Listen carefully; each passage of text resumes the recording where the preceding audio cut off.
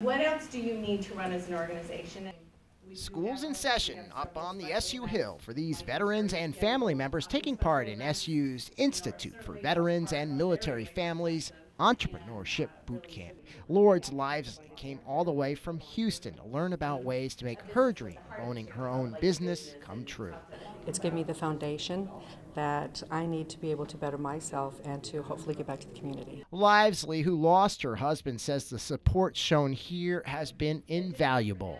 It's wonderful. It shows how so many people care. People that I wasn't even aware were grateful for the sacrifices that our military makes. 18 veterans and family members are attending this year's boot camp class. Retired Senior Master Sergeant Thomas Cragg spent 26 years in the Air Force. Now he's excited about a business he and his wife are starting to help fellow vets. That's the whole thing, because we are them. We get it, and that's the big issue if you're a civilian, is that you talk to vets and you just don't get it. This is the 10th year that Entrepreneurship Boot Camp for Veterans and their families has been helping veterans and their families with these programs, and their next class is scheduled for this July.